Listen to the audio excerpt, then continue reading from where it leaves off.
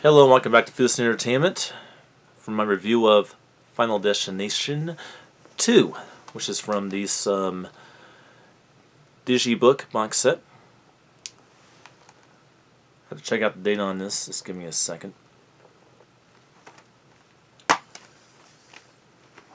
Maybe it's a 1, no, 3. Okay. Final Destination 2 came out in 2003.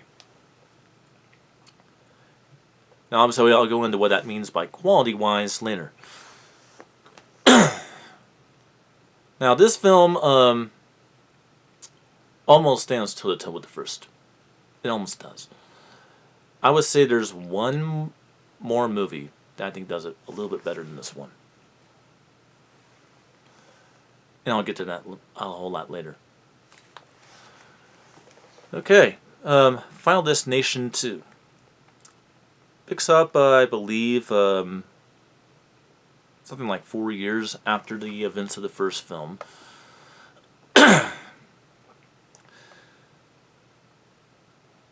The only character that's alive from the first film is Alex's girlfriend.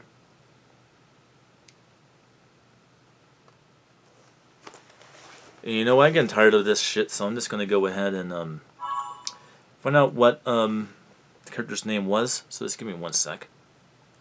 Obviously not 1 sec literally, but it's a little bit of time to check it out. I'll be able to tell you.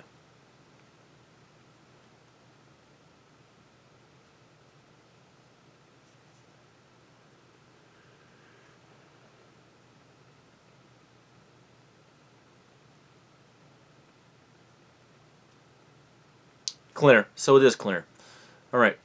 The only character alive from the original film is the character of Claire, played by Ari Lager for a second time and final time. Everybody else is dead, and it tells you in the pre-title sequence how Alex died. I believe it was a car accident. And it picks up a few years later. And we have a new cast and a new group of friends. Here we're going on a road trip of sorts. And on the highway, our main character, who's a female, played by actress A.J. Cook, who we see in the movie Wishmaster 3, Beyond the Gates of Hell. I believe I mentioned that she was in Final Destination 2 when I reviewed that film, I believe, possibly 3 years ago. She has a premonition that on the highway there is a big pileup and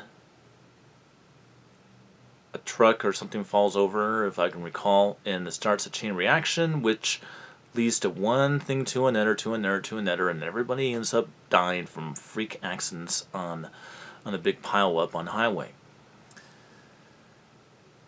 Well, she panics frantically, as she should, before it happens after seeing the carnage, and manages to save, again, 7 individuals, including a county sheriff.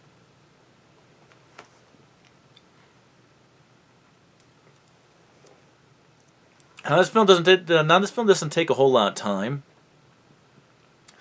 of going ahead and using that rationality card too much. There are a couple of individuals that take a long time to catch on board. But what makes this one a little bit different is that the climax of the film, after most of the victims obviously become victims, with people dying from mysterious deaths yet again, because you can't cheat death, obviously. Death will come for you. Well, the idea that if you try to take your own life, it won't work because death has you on a list in the design, and you're going to die the way that death intends you to die. So you can't take your own life. It doesn't work that way. So I guess you're immortal until you die. That's introduced in this movie. More explored in the fourth film, which is The Final Destination, which for all argument purposes is the final movie in the timeline. And we'll get to the timeline way of watching these films after I'm done reviewing them. Something else that's interesting is this is the only film that kind of breaks the chain a little bit. Kind of does. And how it breaks the chain a little bit is the idea of introducing new life to completely break the chain. And so the chain does get completely broken in the film. So now let's go on to the continuation of the plot synopsis. Being over her head, not understanding the rules of the game, she does try to recruit Claire, who has intentionally locked herself in a padded cell in a lunatic asylum. Eventually gets Claire to help her. Death obviously catches up with Claire and claims her life too, but not before we find out how to break the cycle and break the design for good. And we believe it's actually a pregnant woman giving birth to a newborn, but it's not. Our main character, played by A.J. Cook, actually does the most courageous thing. She deliberately commits suicide, dies for a very short period of time, and gets revived. And it all plays into these visions that she was having throughout the entire movie. They all play up to this like singular event. And she does it by driving an ambulance truck into a river, drowning herself to death, and she gets revived, and that breaks death's cycle. Like I said, very interesting movie. This is, in my opinion, is probably one of the most intellectual installments in the entire Final Destination franchise. I definitely say I definitely liked how it went. Now let's talk about quality.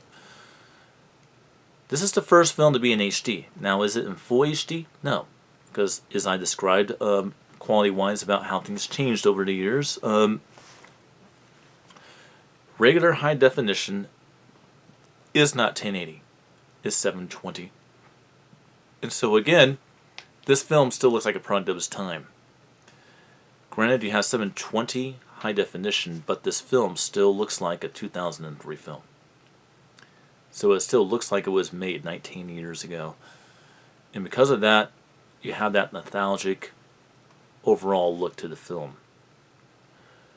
So, much like the first film, it's a great movie, and in terms of a movie, it's aged quite well. In terms of how the movie looks, it has not. Happily enough, on the audio side of things, the sound has been knocked up quite a few notches over the first film. Is it still really good? No.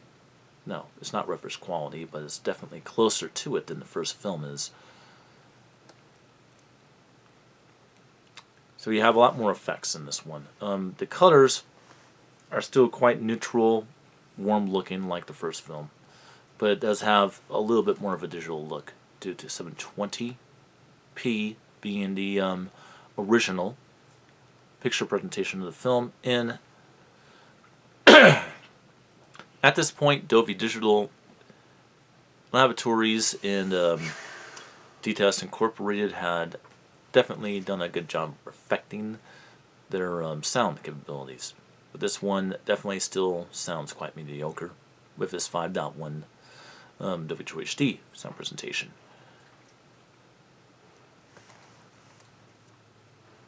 And like the first film, this is presented in 1.85.1 widescreen. I know I forgot to mention that in the first film, so I'll mention it now. Final Destination 1 and Final Destination 2 are presented in 1.85.1 widescreen format, which means it will not look like it looks on this camera. This camera, I'm recording deliberately in CinemaScope 2.35.1 frame, with flare black bars on top and bottom for this event. So what you will have is a little tiny pillar box, about that big, that was almost completely unnoticeable to the naked eye. You really have to look for it. on top and bottom of the screen, which is more seen on a projector screen, as you noticed in previous reviews for the past couple of years. I'm not watching stuff on the projector screen right now, but eventually we'll be getting back to doing that, just not now. And that's pretty much all there is to say about Final Destination 2. It's my favorite in the franchise. That's the first one, easily. This is probably my third favorite one in the franchise. So I will see you guys next time for my review of Final Destination 3. Until then.